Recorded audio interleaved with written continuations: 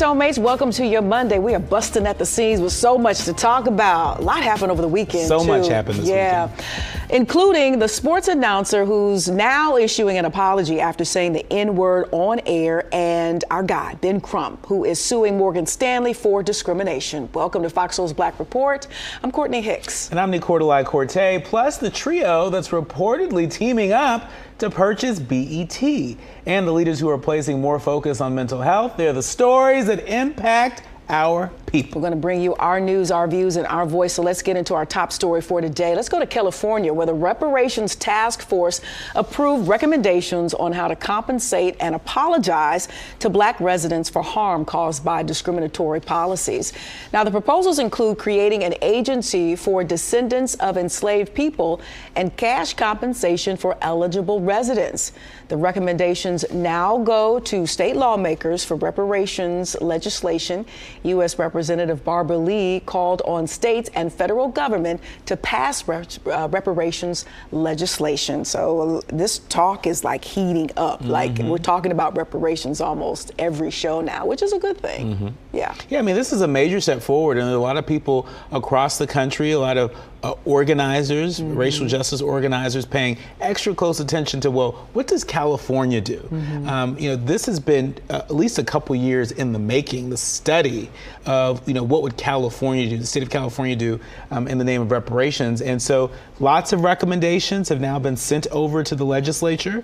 Now it's up to the legislators to decide, what is that going to look like in the form of legislation? A lot of people paying close attention to, well, what's that dollar amount going to be, right? And if not a dollar amount, what does that look like in terms of services, specifically directed to Black folks in California? And as those policies continue to crystallize, who gets it? There's a whole nother conversation as to actually who gets it. My only concern is with everybody having their own agenda, I don't want anybody left out. If you deserve reparations, I'm gonna need for you to get it. And so that's my only concern. I actually wonder if there's any coordination happening between the state and local governments, because in addition to, the state of California who's been studying, what reparations could look like, there are cities like San Francisco and Palm Springs that are also looking at their own separate proposals. And so we'll see how this comes together or not. Yeah, man, we'll see. Well, the Alabama Republican Party is calling for an apology from Democratic lawmaker Representative Wandalyn Given after she referenced a Jay-Z song containing the N-word during a debate on parental rights. Representative Kenneth Paschal, the only Black Republican in the House, was present during the exchange, but Given did not directly call him the word. The Alabama Republican Party condemned Given's, quote, inappropriate statements and demanded an apology. But Given refused and called on the party to apologize to her for hurtful and demeaning actions towards Black people. Paschal defended himself, saying he would not be bullied into apologizing for his beliefs. He said, I said what I said. I said what I said. Quoting the lyrics, do you really have to charge them, with the traditional way in which people use the N-word, if you will? When I say traditional, usually it's like a slip of the tongue or something, racially based, or, it's like a jab. I don't know. I don't know. I know we just need to, figure out this N-word thing, in regards to who uses it. When we use it, is it okay? If we quote something, is it okay? If, a white boy is sitting in his car and he's, rattling off lyrics and it says the N-word and it goes viral.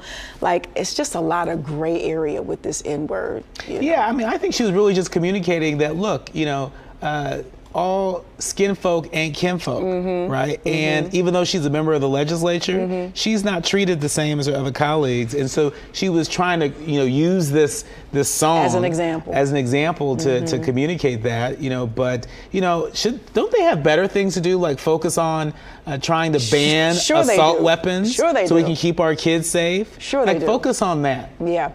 All right. Texas Senator Ted Cruz's campaign sent a message to supporters announcing that far-left Democrat Colin Allred is running against him in 2024. However, the message included a photo of Manhattan DA Alvin Bragg instead of Allred, Allred is a former NFL player and Democratic representative. He announced his challenge to Cruz this week. He flipped a red district blue and is a prolific fundraiser. Meanwhile, Cruz's campaign skills appear to be slipping, and the mix-up suggests that the race may be an interesting ride, or that Cruz is just as dismissive and checked out and disconnected as his track record shows him to be. I mean, these two don't look anything alike. Which happens to be the argument that Representative Allred has been making in his campaign ads, is that, you know, Ted Cruz is asleep at the switch, you know, that he is more focused on being on TV and, you know, being perceived as a leader in these culture wars than he is interested in governing and doing the work on behalf of the people of Texas. And so this is going to be an interesting race. This is, you know, Colin Allred's first statewide run. And you know, he's been in Congress for a little bit, but he's made a little bit of a name for himself, and so, you know, we'll see how much traction he gets. But you do it side by side, the Manhattan DA and this guy here, it's side by side, houseway. How? Well, you know, when we all look alike, you don't know the difference. Well, just saying. President Joe Biden has nominated Damian Diggs to be the United States Attorney for the Eastern District of Texas, making him the first black person to hold the position if confirmed. Diggs would be responsible for enforcing federal law in the district, which includes 43 counties. He was recommended for the job by Senators Ted Cruz and John Cornyn, and has experience prosecuting bank fraud and child pornography cases. Diggs is currently the Assistant U.S. Attorney for the Northern District of Texas and is also the Project Safe Neighborhoods Coordinator for his office. So let's go to New York now, where attorneys for Daniel Penny, that is the Marine veteran who put street performer Jordan Neely in a fatal chokehold, released a statement offering condolences to Neely's family and claiming that Penny acted in self-defense. Now, the statement alleges that Neely had a history of violent and erratic behavior due to untreated mental illness, and that Penny and other passengers acted to protect themselves when Neely became aggressive. Neely's family's attorney confirmed that he had a history of mental health struggles. A medical examiner did rule Neely's death a homicide. A grand jury is expected to review the case to determine if Penny will face charges. Wanda Cooper Jones, the mother of Ahmaud Arbery, kept her son's memory alive by hosting the inaugural Run with Maud 5K in Atlanta in partnership with the Atlanta Track Club and the Ahmaud Arbery Foundation over the weekend. Thousands of runners participated in the event, which raised funds to provide mental health resources for black boys between the ages of 10 and 18. The foundation was launched by Cooper Jones in 2020 after her son was fatally shot by 3 white men while out for a jog in Brunswick, Georgia. The men were convicted of his racially motivated murder in 2022 and were sentenced to prison. All right, keeping that legacy alive. Coming up, 50 Cent is looking to add even more to his portfolio. That's right. We'll tell you exactly what he's looking to purchase along with 2 others. I wonder what that could be. You're watching FOXSOUL's Black Report. We'll be right back. Welcome back to FOXSOUL's Black Report. Well, there's a new jobs report that shows unemployment among black Americans dropped to a record low in April. That's good news. This marks the first time in history where black unemployment has been this close to white unemployment. Now, last month, the rate fell to 4.7%. For the first time to ever being this low, actually. However, experts say the black employment rate is volatile, meaning it's going up and down due to the black population being much smaller in comparison. That's right. Experts also say that the current rate reflects a heavy white baby boomer generation that is increasingly leaving the workforce. I mean, DeCordelai, it's good news. You know, the fact that, you know, we're raising up, they're coming down. I don't want to say that's good news for them, but the fact that we're coming up from the bottom, that's still a problem for me. And it also still leaves a lot of questions as to why we're always at the bottom and sort of kind of remain at the bottom when it comes to black unemployment. So for me, with this report, mixed reviews. Glad to see the increase, but we're coming from the bottom, which leaves a lot of questions. questions still to be answered. Lots of questions, but this sort of increase does not happen by itself. This is a record. It is an endorsement of some of the policies that have been afoot, and this hasn't been easy. We're still coming out of some of the darkest days of the pandemic, and the fact that it took a pandemic and it took really a new administration in place to champion policies that focused on racial equity, right? That focused on the middle class. Well, it seems that trickle down economics doesn't work so well, but what they're doing right now is having a meaningful effect. It's making a material difference in the job prospects of Black folks. But it also seems like the white population drop has a lot to do with something being more along the lines of voluntarily speaking. The baby boomers are deciding to pack up and leave the workforce. That's kind of a choice, almost like a luxury, where we, because of where we still sit, financially in our mindset and just the disadvantages, we work to the death sometimes. But also remember, the economy is changing, right? The economy of today is not the economy of 10 years ago or 20 years ago.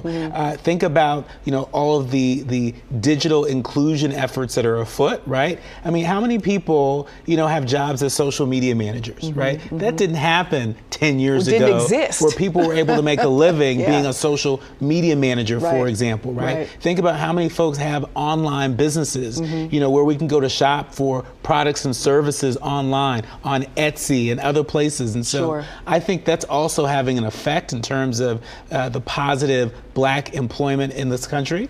And I hope we can see it continue to grow. Again, love the stats, but let's stay cautious, though, Black folks. Let's stay cautious. All right, let's move on here. As Morgan Stanley is set to lay off thousands, attorney Ben Crump is suing the company over racial discrimination. Crump says the company has a long pattern of systemic racial discrimination.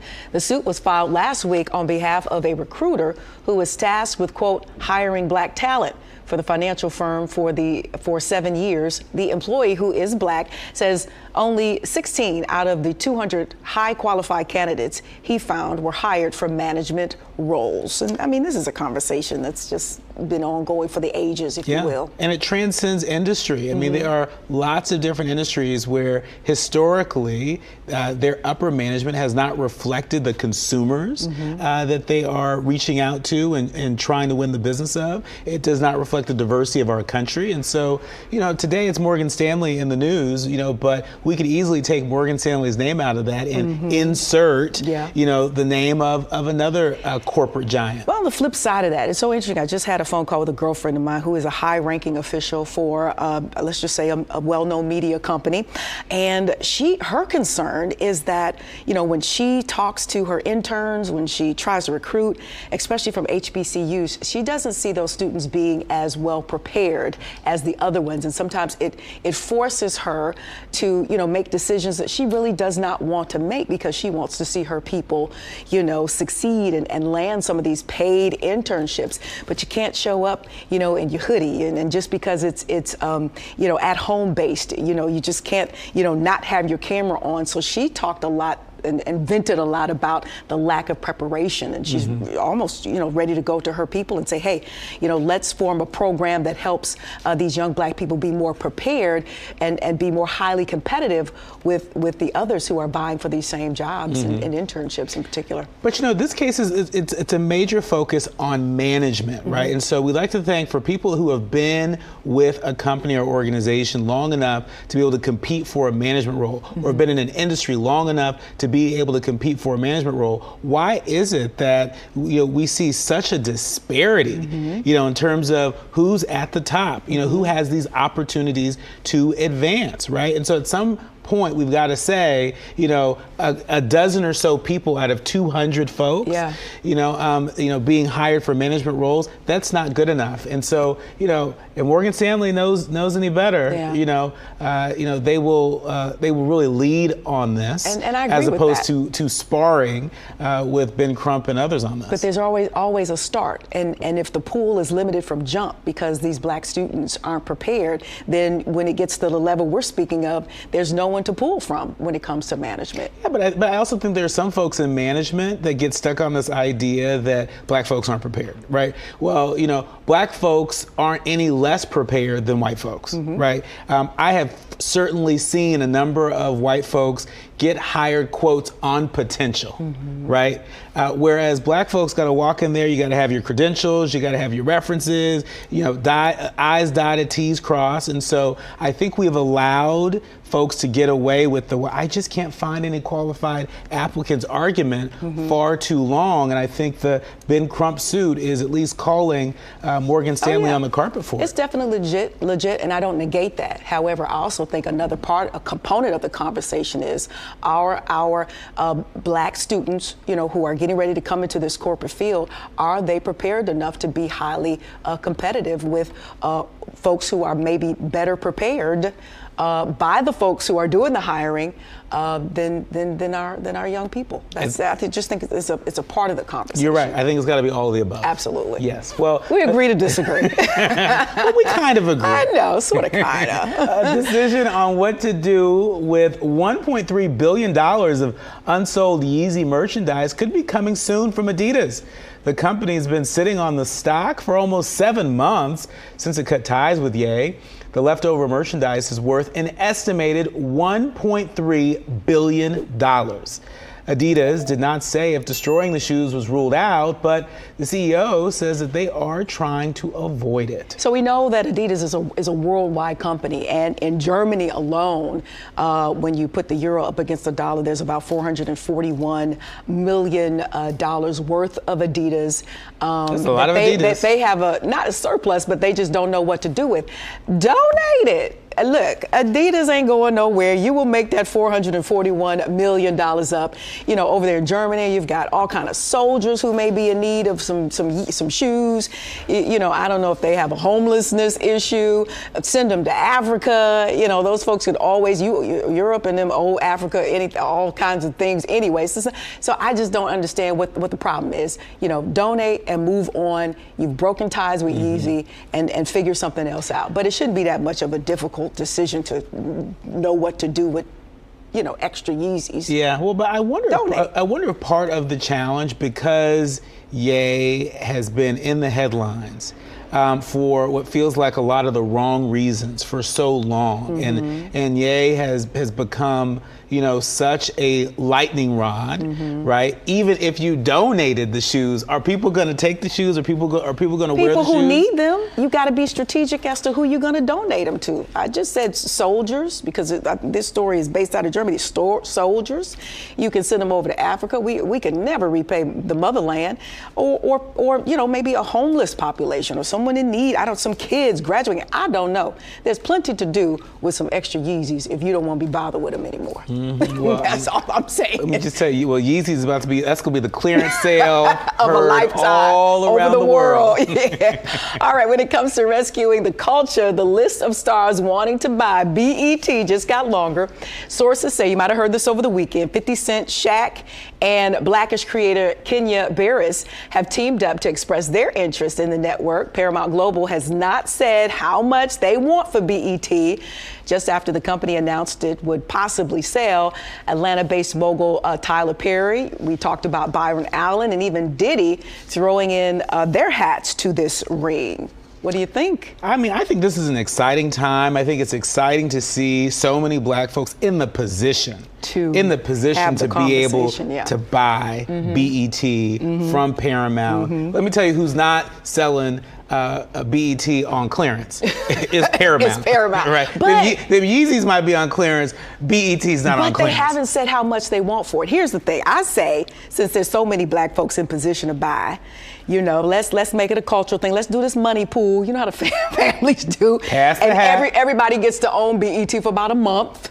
Maybe North Philly, South Dallas gets to own BET for a month, South side of Chicago, and just rotate the ownership. And I say that because, again, it's great that these folks are in position to buy BET, and it sounds like it's going to be a multifaceted type of new ownership. And we hope it stays black, and that because of that, it it continues, the network continues to speak to, what we like. I think BET has been off ever since, they stopped doing the bios, movies, biopics like New Edition. Hits, those were huge hits. We got to get back to the stories that matter to us, and hopefully with this new ownership, whoever it may be, we can get back to that. I think it's also going to be important that whoever purchases BET knows what to do with it, right? There are plenty of stories of folks who have gone on to build networks. I'm thinking of the OWN network, the Oprah Winfrey Network. And, Oprah's been very public about how hard those first 5 years were, to run a network, to stand up a network. And so, even if they're looking to relaunch BET and reimagine BET, that is not a small task. Yeah. And so, I love that there are groups of Black folks that are coming together and leading the charge to purchase BET. And let's also, make note, it's going to be important as to, well, how much of a stake do they purchase in BET from Paramount, right? So do they become majority owners, minority owners? We know that there are big differences in terms of how much change you can create, whether or not you are the majority owner or a minority owner. But I think my money pool scenario went over your head. Like let's say everybody own BET for like a month. You rotate the money pool. Everybody. Oh, you get it? Okay. I heard you. You was thinking really hard. And I was like, he's it. not getting my little joke here. I got it. I want to own BET for him. We can just pass that thing around in different sides of town. North Philly, The Bay, Detroit, of course, East and West Side when it comes to Detroit. Just pass that thing around. I bet you it'd get good at that point. It'd be some of everything on BET. I think you're on to something. Maybe. All right. Still ahead, taking health more seriously in the Black community. Yeah, so when we come back, Soulmates, we speak to Natalie Patterson of Beam. That's an organization committed to healing, wellness, and liberation of folks like you and me. Stay close. You're watching Fox Soul's Black Report. Welcome back to Fox Soul's Black Report. Well, there's a lot of debate over what should happen to the Oakland A's broadcaster, Glenn Kuiper. Yeah, the sports broadcaster remains suspended for uttering a racial slur during a game against the Kansas City Royals. Take a listen. We had a phenomenal day today. League Museum and Arthur Bryant's Bar. Welcome back to Kauffman Stadium. I just wanted to, a little bit earlier in the show, I said something didn't come out quite the way I wanted it to, and I just wanted to apologize if it sounded different than I meant it to be said. Yeah, so he was kind of wrapping up the day, and the comment was made during Friday's pregame show while talking about his visit to Kansas City's Negro Leagues Baseball Museum. So you can kind of, imagine what he actually said. He apologized for the remark in the 6th inning, but was suspended and continues to be suspended indefinitely.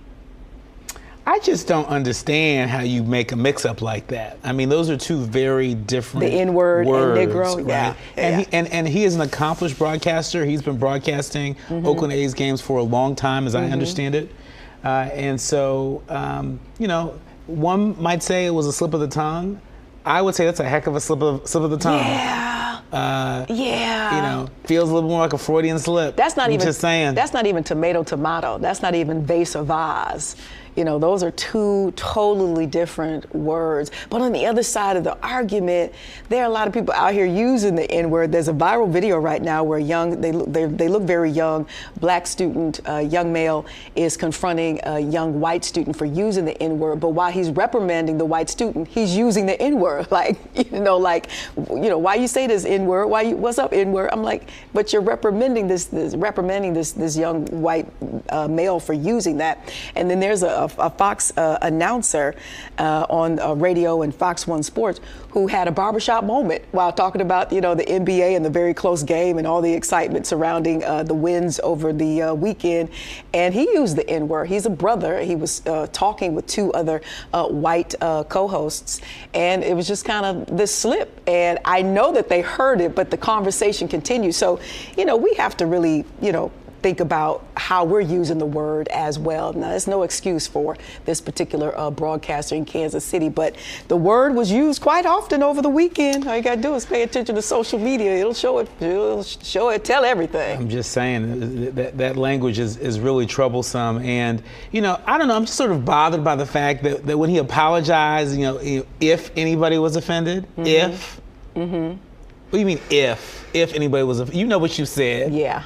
Yeah. That didn't feel like a real, genuine apology. It felt like I have management breathing down my neck, and so let me read what they told me to say. And it felt real comfortable. It felt real comfortable, as if this word is used often, and he just slipped up and used it in the broadcast. But it was very, very comfortable. And the guy beside him, I don't know if he heard it or just wanted to keep it moving, but the way it landed on his co-host was a little natural too, because it would have jarred me, or you would think it would jar somebody, because either you about to go down with somebody, guilty by association, or you stop and say, hey, I know did you really mean to use that word? I don't know. I just think it could have been handled differently on air. He did not recognize it or acknowledge it until the 6th inning. Yeah, the 6th inning. Yeah, it's about, a baseball game lasts about 15 hours. So, half the day is done by the time you acknowledged it. But you know what? I think this is an opportunity. It's a teachable moment. And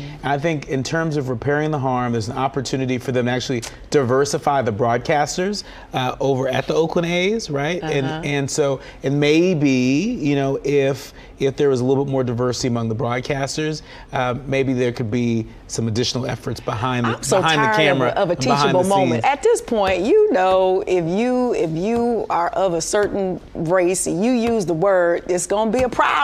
Tired of a teachable moment. If I were to get up here and say some things, it'd be a problem. If whether it be the Jewish race or what, it'd be a problem. Yeah, it's a problem. But part of the problem is teachable moments. Part of the problem is we give folks liberties. We've been giving out too many conditional use permits to the family cookout. We are some forgiving folks. And now people are taking liberties and they're saying things that create harm. And so I'm just saying, the apology was mediocre in my view, but to me it's going to be, what does he do to repair the harm ongoing, right? And only he can demonstrate what's in his heart moving forward. Speaking of somebody who has a lot of heart, Bronny James commits to fight on as the oldest son of LeBron has announced his plans to attend the University of Southern California. Wow. Don't want that. Don't want that. That's your spot. He announced this in an Instagram post on Saturday. Fight on, #committed, is what he captioned in the post using the school slogan. Bronny included a photo of himself donning his high school uniform while standing in the Trojans locker room. Wow. I know it well. Wow. Welcome to the Trojan family. Wow. Listen, Mom had a lot to say about it, so did Dad, across social media. It's a wonderful moment. And then I kept thinking how Dad, LeBron, is trying to hold out, until son gets to the league. I don't know. He's playing great in this semifinal matchup, but you can tell he's aged a bit. If he can hold out another 2, maybe 4 years before Bronny gets to the league, if he gets to the league, I'm just playing devil advocate here, but it's a great moment to see that next generation. While the current generation is still, making moves and history with what his dad has been able to accomplish. Yeah, I mean, major win for USC, major win for Los Angeles. I mean, Los Angeles sports teams, we ain't playing with y'all. The LA Lakers, you got the USC Trojans basketball team. Clippers ain't bad. Clippers ain't bad. Y'all baseball team, the Dodgers, legendary. We doing all right. Do you have a big black population at USC? Is it? Well, what's big? I mean, it's not as big as... Are y'all visible? We're visible. Okay. We're visible. We're visible. And the USC Black Alumni Association, I'm sure is going to be celebrating this. Yeah, it's a great win. Yeah. All right, Bronny. This is great. And did you see LeBron James's post when he said, "I'm so proud of you, son. And the only words that I can think of right now is I love you." Oh. It was really sweet. But when you look back, you pull the layers off that story with LeBron and Savannah and where they started and all the criticism, all the naysayers. This is a moment. it's a moment.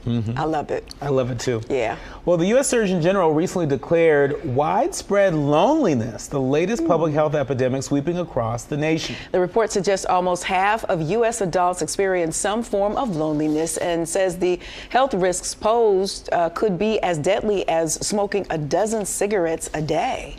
And this report from the Surgeon General is causing concern, especially in the Black community. Joining us now is Natalie Patterson, Director of Training and Programs for BEAM. Thank you so much for being here on Fox Soul's Black Report. You're just beaming in. I know. Look. I know. Look. You look beaming. I know. I was gonna say she's looking like just to be a light. Guide us, Natalie. All right. Indeed. Before we get started, let's define what BEAM is. Tell us all about it. What it stands for. Okay, well, we are the Black Emotional and Mental Health Collective. We are a national grant-making, movement-building, and training institution. We are dedicated and committed to the healing, wellness, and liberation of Black and marginalized folks. We love that. Snap we for love that. Snap we love for that. We love it. We love it. Well, moving along, we want to ask you: Is loneliness a form of a mental health issue, or is it something else? Well, first, I think it's important to just name that every single person has mental health. Mental health really includes your emotional, your psychological, and your social well-being. It affects how we think, feel, and act, right? So that's really a lot of things, and also includes how we handle stress. And so loneliness absolutely can impact our mental health outcomes, for sure. Yeah. So why is it important to continue to change the stigma around mental health? I really think that it's important because when I think of the folks that I know and love, and I'm sure the folks you know and love, we want folks to be treated with dignity, to be supported when they need help, and not to be filled with shame, right? And so the only way that we can do that is to destigmatize mental health, to talk about it actively, and to really learn how to support each other. I really appreciate what you're saying about shaking loose that shame, because it can really paralyze us. And prevent us from being, the highest truest expression of ourselves. And so with May being Mental Health Wellness Month, how can individuals develop a healthy self-care habit? And we know when we develop healthy self-care habits, that leads to healthy community care habits. But tell us, how do we start? Well, I think really it's important to name that we already have coping strategies. There's things that each of us do already. And it's also really important to acknowledge that there's probably some other things that we could be doing better, right? We know on days when we're specifically low, getting outside is helpful to us, right? Being in community, talking to people who love and support us. I do things like breath work, right? Focusing on my breath. It's a small thing that every single person can do, right? I get massages. I use the feelings wheel, which is a tool that's on our website that is an opportunity really just to name and claim that we have feelings. We're impacted by them, and then have the opportunity to make choices about how we want to proceed once we acknowledge that we do have these feelings. Yes, massages. Even if it's a quick 10-minute, I need more than 10 minutes. I know I need about a good hour and a half or so. But even if it's just a quick 10-minute, quick one where you sit in the chair, or if you have this long, drawn out a massage for sure. All right. So as a mental health advocate, how do you keep yourself motivated? Heavy is the crown. And what is Black Healing Remixed? What is that all about? So I keep myself motivated because I'm in community, right? I am around and supported by people who love and see me fundamentally, who remind me who I am and whose I am. And I think that's really, really an important component of, how I can navigate my own mental health and wellness, really. I love that you mentioned Black Healing Remixed. Yes. Because it is a summit that we do every single year. It's an opportunity to invite community to reimagine what healing together can look like. We recognize that ancestral wisdom is a part of our culture. We honor that our grandparents and our aunties and our parents taught us really amazing things. And we're growing up in a time that never existed before, right? And so there might be new things we need, new strategies, new coping mechanisms.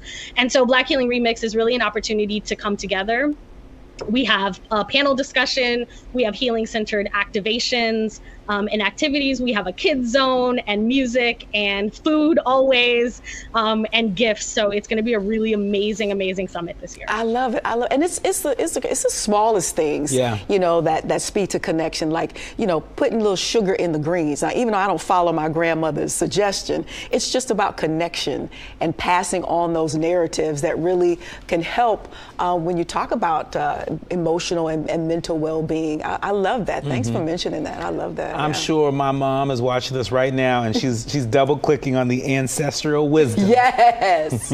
She is very much teach them well, let them lead the way, as the great Whitney Houston would say. So tell us, how can people stay connected to Beam and register to attend Black Healing Remix? That is a party with a purpose. Catch a flight. I mean, it is absolutely a party with a purpose. We have some amazing folks that will be in the house with us. You can stream it digitally and or show up in person in Los Angeles. You can go to our website, remix.beam.community, to learn more. Our website, beam.community, or of course on Instagram _beam.org. That's amazing. We love what you're doing. Yes. This is really incredible stuff. That's that good trouble. And especially considering, you know, the darkest days of the pandemic, you know, now they're sort of fading behind us. But, you know, before we go, can you share with us, you know, are there any lessons that you glean that really help to sort of shape Beam 2.0 as we move forward? You know, any lessons that you've gleaned from the darkest days of the pandemic? You know, we rest on that. We know that our folks deserve to be held in dignity. We know that we are better together. We know that in community, so much is possible. And really learning from our ancestors, learning from the folks that came before us. These are all things that we can learn, that we know.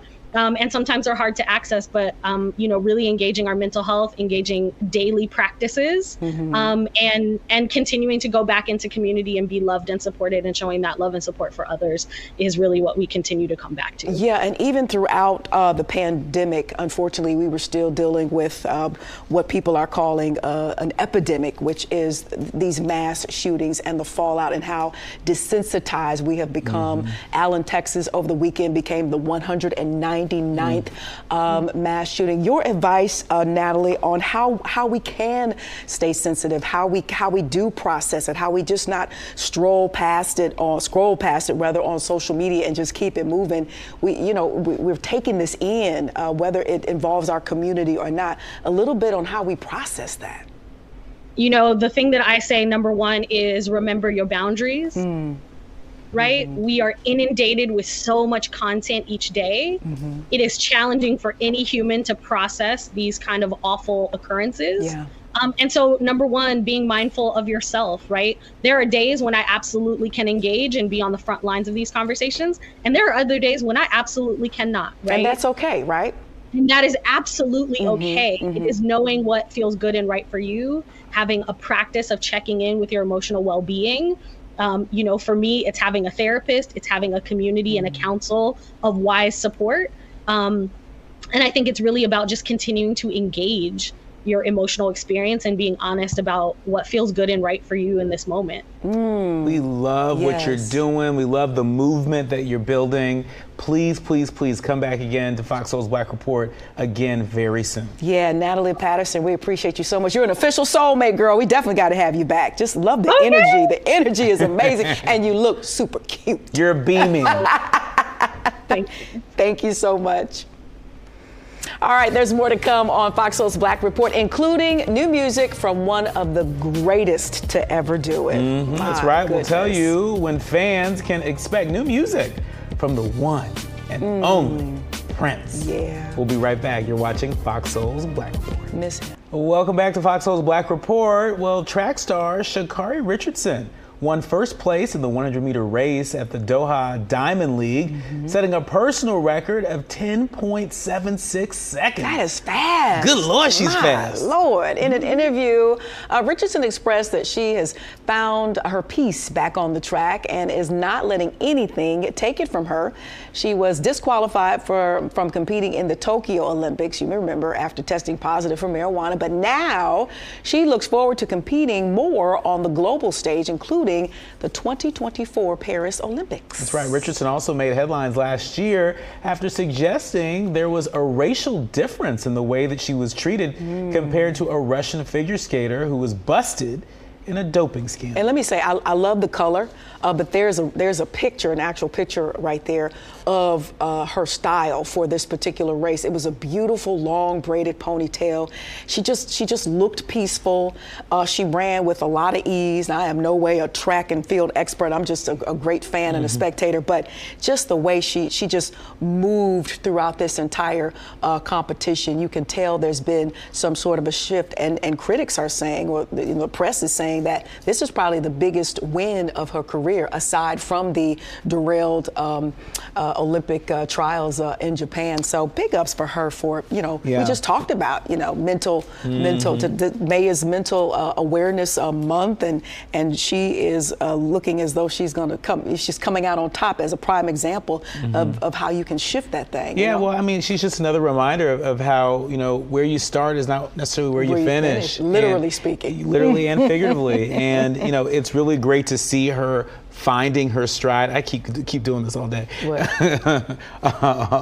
She is really finding her stride. Yeah. She seems to have moved on from the disappointment in the Tokyo Olympics. And I hear accountability too. There's some accountability. That's so important. That's so and it's important. also translating to her performance, right? And so to the point you made about the importance of mental health and being able to reset and get into the right space, where, you are healthy and you are engaging in self-care and doing all the things, look at how that's making a difference in how she shows up. And as a culture, especially when you factor in social media, let's not be so quick to just tear, people apart. We have all made some very drastic choices and decisions that didn't yield the results, or that we had to deal with the consequences. And I liken this to the young gymnast who just got married, Simone.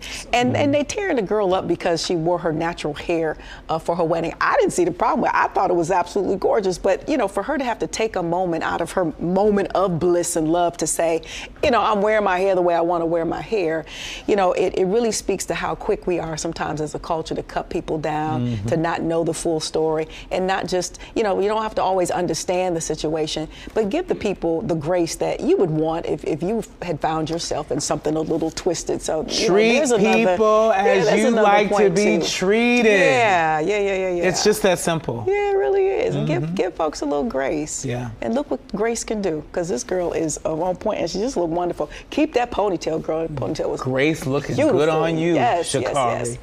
All right, so let's move to the baseball world, especially in the Bay Area. Ding, ding, ding, ding, ding. Somebody's hometown.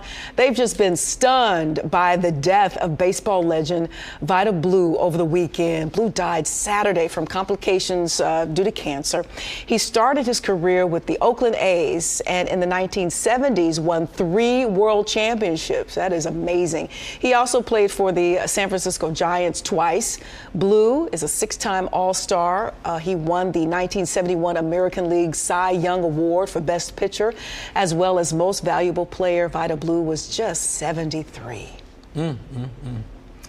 Yeah, I mean, what an incredible life, what an incredible contribution. I think, he will go down as one of the more consequential baseball players of our time. I know there's a lot of love and a lot of respect, particularly in the Bay Area, because he's remained connected to the Oakland A's for so long.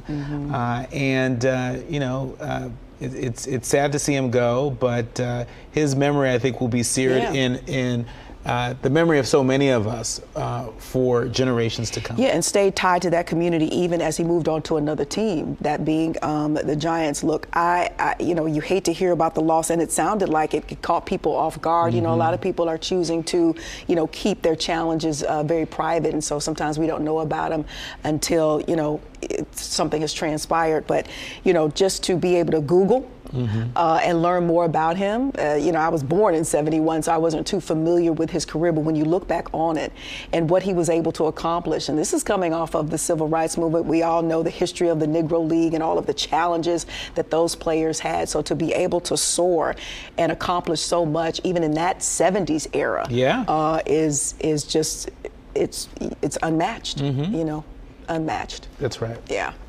Well, may he rest in peace. But moving along, if Mary J. Blige couldn't do enough for the culture, she couldn't do enough for the culture. She's gone ahead and started a new scholarship for HBCU students. Mary announced her HBCU Strength of a Woman Scholarship over the weekend, and the Pepsi company is already stepping up to support her by donating $200,000 towards the cause. The scholarship will go to one lucky HBCU student ahead of Mary's second annual Strength of a Woman Festival and Summit. Go, Mary, and that's go. her. I think that's the Met Gala look, giving us body. Mary's about a month older than me, so this is 52, darling. Oh, okay, this is 52, all right, darling. We see you 52. Either a month or a year. I think it's a month, but 52, darling. Early 50s. Let's say that. But listen, Mary. Speaking of cutting people down and canceling culture, Mary is one that you just don't. I don't care if she does do something. You don't talk about Mary. You don't touch Mary. You will get your feelings hurt. If you talk about Mary, there are just some people. She gonna put you in a song. Who are part of the culture who you just don't mess with. And speaking of a journey, I can remember my early days in radio, being at all the little radio jams and being backstage in the green room. And Mary was, she was, there was some challenging points, in her life. And just to see her, kind of, again, shift. Yeah. And be so honest and transparent about it. Yeah, and speaking of a shift, it's nice to see folks sort of, shifting in gear to, love on our HBCUs, right? We've certainly reported on folks like Taraji P. Henson, who's been bringing the love back to HBCUs like Howard and Morgan State, among others. And so it's great to see, Mary following in that same vein, because, our kids need our support. Yeah. And these are the same folks who've been purchasing albums that have made her a fixture in our culture. Well, at this point, it's great to see her giving back, in this way. Those scholarships are going to make a big difference for young women at HBCUs. At this point, these kids were probably conceived off of Mary's music. We talking about early 90s. These kids probably weren't born till the 80s sometimes. So they might be here or the 2000s, they might be here because of Mary. My mind is still stuck. I'm still thinking the 90s was just 10 years ago. But these babies in college were born, in the 2000s, right? Yeah. Oh God, I'm so old. Okay, it's new, so good, it should come with a kiss. Wow, Prince could be giving us new music. Can you believe it? From the heavens, from the heavenlies. The estate for the artist is expected to reveal unreleased music. The songs will be unveiled at the annual Paisley Park celebration in Minnesota. This year marks 7 years since we lost Prince, and his family says this year's celebration will take place June 8th through the 11th and will be themed around the number 7. How much do we miss this guy? And it wasn't until maybe after his passing when a lot of people found out how big of a philanthropist he was and how much he would just give money to those in need, and you wouldn't even know it, paying for funerals and things of that nature, especially with the the racial uprising. He's missed in all kinds of different areas and aspects of Black culture, of our culture. He's missed, but he is still omnipresent. And so to your point, to hear Black Lives Matter organizers, talk about the support that they received from Prince, to hear luminaries, talk about their relationship with Prince. Tavis Smiley, one of my friends, was very close with Prince, and to hear some of the stories, of adventures with Prince over the years, it's pretty incredible. So my mom has a girlfriend whose husband, grandmother, and Prince's grandmother are sisters. So that's my Prince connection. Isn't that something? That's pretty connected. So, Prince is real regular in a lot of ways, because you really didn't hear about it until people really started sharing a lot of those personal stories. But he regular. Yeah, he was regular. Well, we miss him, in a cultural sense. But we miss him, but now we have something else to look forward to. Yeah, we do. Yeah, we do. Yeah, another one of those musical geniuses. That's right. Well, all right. Up next, it's our favorite segment. That's right. You guessed it. Black excellence. We're going to tell you about this young lady who didn't let her circumstances hold her back from absolute greatness, almost perfection. I know that's hard to achieve, but wait till you hear about this GPA. You're watching Fox Soul's Black Report. We'll be right back. Well, welcome back to Fox Soul's Black Report. Well, Jasmine Mazard Larry is set to graduate as valedictorian with an 8.07 GPA from Baton Rouge, Louisiana High School. She did this all while despite being homeless after losing everything in a fire. I've never heard of that before. 8.07 GPA. Yeah. Jasmine and her family also faced financial difficulties and the loss of her father, but despite the setbacks, Jasmine, who you see here, remained focused on her studies and refused to let the tragedy define her as she continued to excel academically and was determined to achieve her goals. In addition to academic achievements, Jasmine was also involved in the marching band and volunteering in her community. She plans to attend Louisiana State University in the fall to study biochemistry. We could not be prouder of her. It's just another example, Courtney, of, you know, sometimes we walk around and we see people that are unhoused or homeless. And, you know, we forget that that's a human being. And if they're a human being, they should be afforded dignity. If they're a human being, they have a God-given potential. And so it's great to see her express that potential. I've never seen an 8.07 GPA in my entire life. How do you even calculate that? That's like two so was she taking like two different curriculums? Probably taking a lot of AP classes and honors classes. Yeah, so but even with that, I've heard maybe a 4.5, maybe almost like a 5.0, but that sounds like two different curriculums joined together and 2 different curriculums. It sounds like Black genius. But as the streets would say, the way she pushed through, you know, with the amount of loss, you know, physical loss, they lost everything in that fire, all of their possessions, and then the emotional loss with the dad.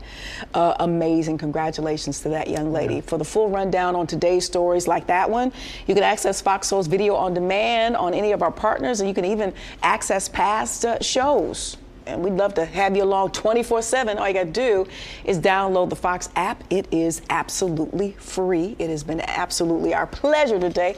Thanks so much for joining us on this Monday. I'm Courtney Hicks. And I'm Nicordelai Corte. On behalf of the entire team right here at Fox Soul's Black Report. Everybody. Everybody. Stay lifted. And stay safe, for sure.